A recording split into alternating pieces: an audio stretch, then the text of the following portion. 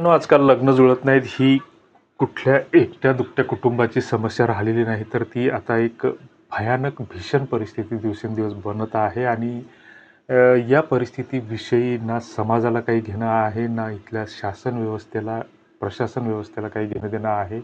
ज्याचे तो भोगतो आहे, त्यानं प्रभावित होतो आहे.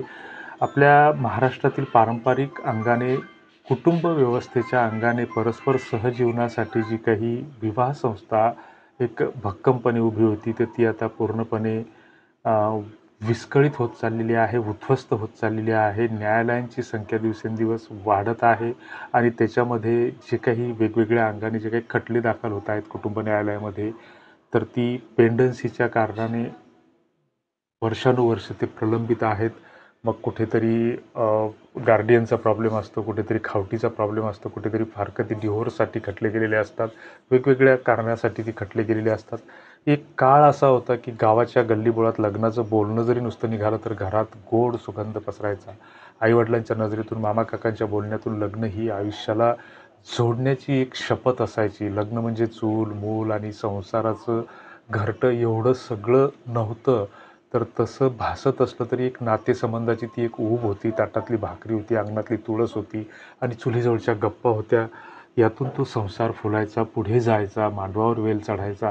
मात्र काळ बदलला. मुलगी आजची शिकायला लागली, पुढे गेली, जग पाहिलं, डिग्री घेतली, ग्रॅज्युएट, पोस्ट ग्रॅज्युएट झाली, तिनं प्रोफेशनल कोर्सेस केले, परदेशी शिक्षण घेतलं आणि ती फक्त संसार करणारीच नाही, तर एक स्वतःची ओळख घडवणारी मुलगी ती बनली.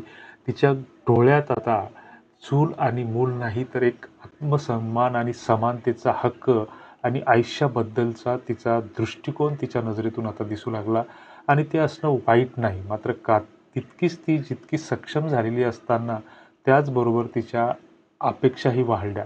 मुलंही आमची शिकायला लागली, नोकरी करायला लागली आणि ज्यावेळेस शिकून शिवरून मोठी व्हायला लागली, अभ्यास करून नोकऱ्या मिळत नाही, रोजगार मिळत नाही, तर ही मुलं कुठेतरी मग व्यसनाच्या आहारी जायला लागली.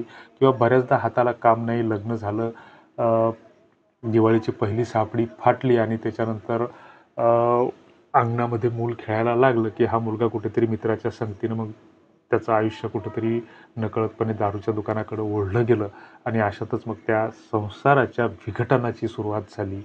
आणि मग अशातच आता बऱ्याच गोष्टी अशाही घडतात की एखादी मुलामुलीचा सुखाचा संसार सुरू होतो आणि त्या सुखाच्या संसारावर एक 2-4 वर्षाचं हसरं खेळतं बाळ असतं आणि ते बाळ रांगायला लागतं, गोड कौतुक करायला लागतं आणि अशातच मग त्या मुलाला कुठेतरी दारूचं व्यसन लागतं.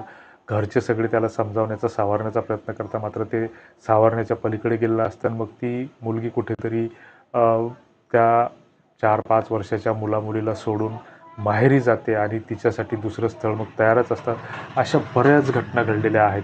बऱ्याचदा असंही होतं की सोशल मीडियामुळं, आपल्या स्वतःच्या शिक्षितपणामुळं आपण सहजपणे एकमेकांना चॅटिंग करायला लागलो, डेटिंग करायला लागलो, मीटिंग करायला लागलो आणि त्यातून मग संवाद वाढायला लागला. संवेदना आपल्या जास्तीत जास्त दिवसेंदिवस हळव्या होत चालल्या आणि अशातच मग लग्नाची तारीख ठरतं, सगळं होतं, प्री वेडिंग होतं आणि अशातच मग मुलगा किंवा मुलगी भलत्याच कुणासोबत निघून जाते. बऱ्याचदा लग्न होतं, मुलगी घरी नांदायला येतं आणि मग दुसरीच पूर्व आयुष्यातली एखादी मुलगी त्या घरात येऊन बसते किंवा ती पोलीसचं दरवाजा दाखवते. अशा बऱ्याच घटना ह्या घडत आहेत. आज महाराष्ट्रामध्ये जवळपास 37 फॅमिली कोर्ट्स आहेत. ती संख्या आता 41 पर्यंत वाढवण्याचा सरकार विचार करत आहे. घटस्फोटाची प्रकरणं आहेत, कस्टडीची प्रकरणं आहेत, देखभालीची प्रकरणं आहेत. अशी प्रचंड प्रमाणामध्ये पेंडन्सी वाढत आहे.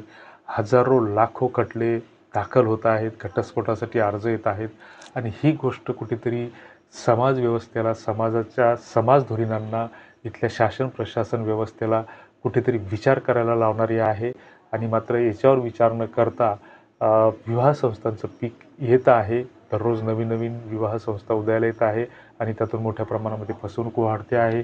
याला कुठेतरी प्रतिबंध झाला पाहिजे असं आम्हाला वाटतं. तुमच्या काही सूचना असतील तर कॉमेंट बॉक्समध्ये नक्की कळवा. चॅनल सबस्क्राईब केलं नसेल तर सबस्क्राईब करा, लाईक करा, शेअर करा. प्ले स्टोअरला जाऊन आमचं मराठा लग्न अक्षदा एक ॲप्लिकेशन आहे, ते मोफत आहे.